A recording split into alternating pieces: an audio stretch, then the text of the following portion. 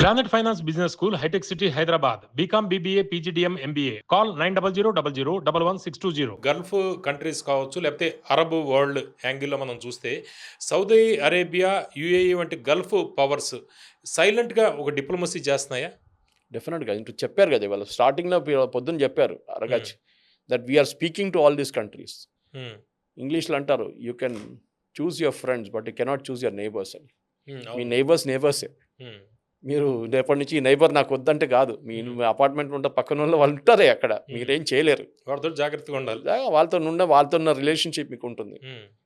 లేదు నేను నైబర్ని యాక్సెప్ట్ చేయాలంటే that is your problem in life అనమాట. సో వీళ్ళు ఉంటారు అట్లనే, మా నైబర్స్ ఉంటాయి ఎన్నో సంవత్సరాల నుంచి ఉన్నారు. సరే వాళ్ళతో డిఫరెన్స్ ఒపీనియన్ ఎప్పుడు ఉంటుంది. మనకు పాకిస్తాన్తో ఉంది, బంగ్లాదేశ్తో ఉంది, నేపాల్తో ఇష్యూస్ ఉన్నాయి, కొన్ని శ్రీలంకతో ఉన్నాయి, అన్నీ ఉన్నాయి మనకు. కానీ వీళ్ళు స్టిల్ అక్కడిక్కడ అడ్జస్ట్ చేసుకుంటూ వెళ్ళిపోతాం మనం ముందుకు. Nothing is perfect. అది కూడా ఇరాన్ కూడా అంతే తెలిసిపోయింది. ఇరాన్ కూడా తెలిసిపోయింది మేము తప్పు చేసాం, సౌదీ అరేబియాని కొట్టి తప్పు చేసాం, బహ్రెయిన్ని కొట్టి తప్పు చేసాం, ఎందుకంటే మా రిలేషన్షిప్ మొత్తం పోయింది వాళ్ళతో. వాళ్ళు ఎప్పుడు మమ్మల్ని నమ్మరు. ఇప్పటి నుంచి మీరు ఎంత పని చేసి ఇప్పటి నుంచి రేపటి నుంచి మేము పెద్ద ఫ్రెండ్స్ మేము అసలు ఏం చేయమని చెప్తే కూడా వాళ్ళు భయపడతారు. ఏదో ఒక రోజు మళ్ళీ ఇదే పని చేస్తాడని చెప్పి. అంటే ఈ గల్ఫ్ ఛానల్ చూస్తే మనం అందరూ కూడా పబ్లిక్గా మాట్లాడడము, ఏదో స్టేట్మెంట్స్ ఇవన్నీ కూడా చూస్తాం. గల్ఫ్ ఛానల్స్ ఏవి కూడా పబ్లిక్గా మాట్లాడట్లేదు. అంటే బ్యాక్ ఛానల్ ఇన్ఫ్లుయెన్స్ ఏమైనా వీళ్ళు చేస్తున్నారు? డెఫినెట్గా ఉంది. ఎందుకంటే ఒకటి వాళ్ళ ఎకానమీ ఫస్ట్ రికవర్ చేయాల్సి వస్తుంది. దుబాయ్ మీరు చెప్పారు చూడండి, టూరిజం అవును అది దెబ్బతిన్నది చాలా పెద్దగా. ఓకే, సౌదీ అరేబియా ఆయిల్, వాళ్ళ ఆయిల్ రెవెన్యూస్ పోయినాయి, వాళ్ళు రిఫైనరీ కొట్టారు. ఇటు ఖతర్ వాళ్ళ గ్యాస్ ఫీల్డ్స్ మీద కొట్టారు, వాళ్ళ గ్యాస్ రిఫైనరీ మీద కొట్టారు. Kuwait same problem. సో మనం అర్థం చేసుకోవాలి ఒకటంటే Iran has gone through this before. దీనికన్నా ముందు కూడా ఇరాన్ 80s జరిగిన ఇరాన్ వార్లో సద్దాం హుసేన్ అప్పుడు 8 సంవత్సరాలు పోరాటం చేశారు, వీళ్ళిద్దరు కొట్టుకున్నారు. దాంట్లో ఈ స్ట్రేట్ ఆఫ్ హార్మోస్ మీద కూడా జరిగింది, అప్పుడు దాడులు జరిగినాయి. It was called the tanker war.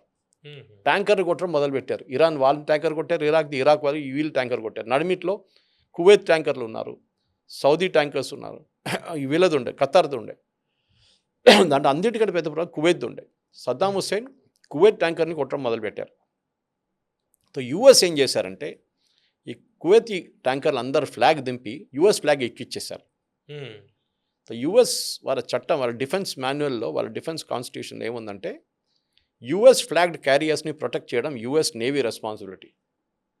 మిగతా దేశాలు మీరు చేయక్కర్లేదు. అది ఇప్పుడు స్ట్రేట్ ఆఫ్ హార్మోస్ రీఓపెన్ చేస్తున్న టైంలో కొంచెం ట్రంప్ స్టేట్మెంట్ ఇచ్చారు ముందే, మా నేవీ వచ్చి అందరిని ఎస్కాట్ చేసి తీసుకెళ్తారు. అవును, they cannot escort a Indian vessel, they cannot escort UK vessel తీసుకెళ్లారు వాళ్ళు. అప్పుడు ఫ్లాగ్ మార్చి తీసుకెళ్లారు కువైత్ని. కువైత్ షిప్స్ అన్నీ వాళ్ళ ఫ్లాగ్ మార్చుకొని యుఎస్ ఫ్లాగ్ పెట్టారు, యుఎస్ నేవీ తీసుకెళ్లారు. సద్దాం హుస్సేన్ చూసుకుంటూ కూర్చున్నాడు, ఏం చేయలేదు. తర్వాత ఆయన కువైత్ మీద దాడి చేసి అది ఇంకో స్టోరీ. ఓకే, కానీ ఈ ఇరాన్ వార్లో జరిగింది ఇది. సో ఇప్పుడు ప్రాబ్లం ఏం రాబోతుంది అంటే, ఇది ఓపెన్ అయిందని అనుకోండి, ఈ మైన్స్ ఉంది చూడండి, అది తీయాల్సి వస్తుంది. దానికి నేటో కంట్రీస్ని యూజ్ చేస్తారు ట్రంప్. ఇప్పుడు ఇంత తిట్టారు నేటోని, లేనిపోయిన తిట్టారు. ప్రిన్స్ చార్ల్స్ ఇవాళ వస్తున్నారు, పాపం ఆయనకి ఏం చెప్తాడో తెలియదు. ఓకే, ప్రిన్స్ కాదు ఇప్పుడు now is king Charles. So ఆయన ద్వారా సో డెఫినెట్గా ట్రంప్కి ఒక మెచ్యూరిటీ రావాలంటే ఆయన చెప్తారు నేటో ఓకే ఇప్పుడు దాకా జరిగిందే, నేను మిమ్మల్ని తిట్టాను, లెట్ us ఫర్గెట్ ఇట్, మీరు మీ మైండ్ స్వీపర్స్ తీసుకురండి, మొత్తం మైండ్స్ అన్ని తీయండి ఇక్కడి నుంచి అని చెప్తారు. ఇరాన్ దగ్గర కూడా చెప్తారు, మీరు ఎక్కడ వేసారు చెప్పండి మాకు, మేము అదే ఏరియా నుంచి మైండ్స్ అన్ని తీయడం మొదలు పెడతామని చెప్పేసి.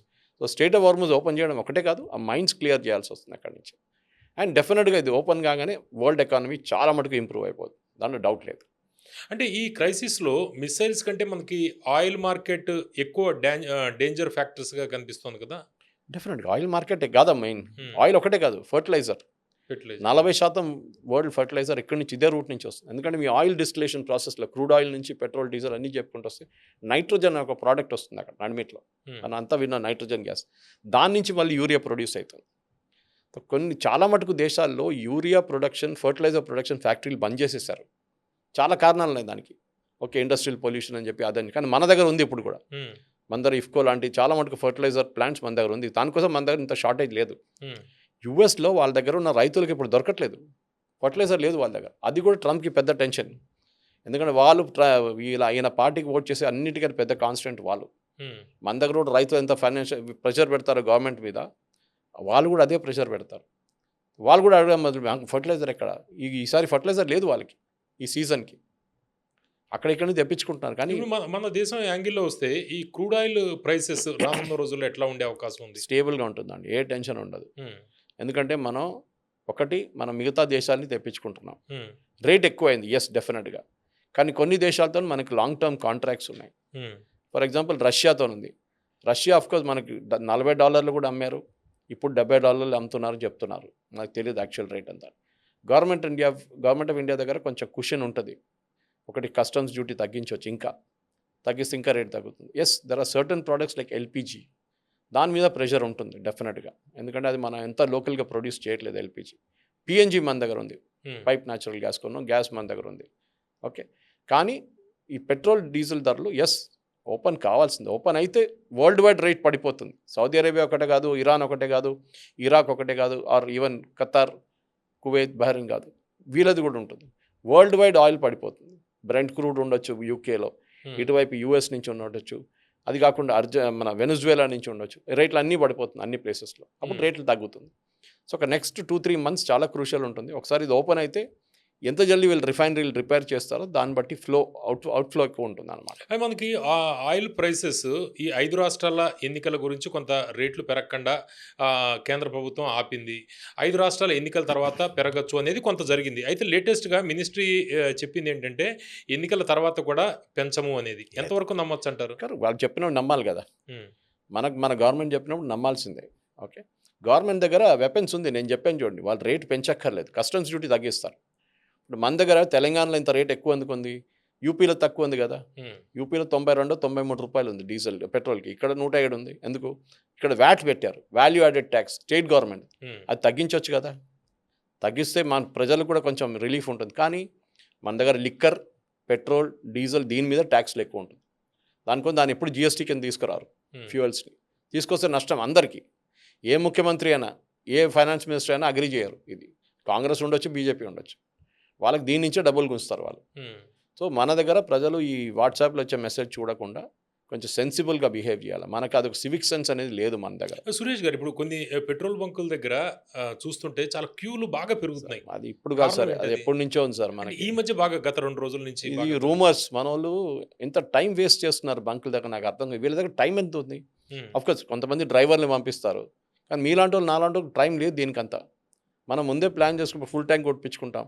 దాని తర్వాత రాత్రి పూట వెళ్తాం. అప్పుడు ఫిల్అప్ చేసుకుంటాం మనం. హ్మ్. మనం పొద్దున పూట మనం వెళ్ళి లైన్‌లో నిలబడలేము మనం. హ్మ్. మన దగ్గర చాలా మందికి ఈ హ్యాబిట్ ఉంది. రేపు ₹2 పెంచుతారు అనగానే ఇవాళ రాత్రి నుంచి లైన్ కొట్టడం మొదలుపెడతారు ఫుల్ ట్యాంక్ హ్మ్. కోసం. హ్మ్. వాళ్ళకి మాక్సిమం స్కూటర్ ఓన్‌కి, బైక్ ఓన్‌కి ₹40, ₹50 ప్రాఫిట్ వస్తుంది. అంటే తగ్గుతుంది రేట్. అంతే కదా!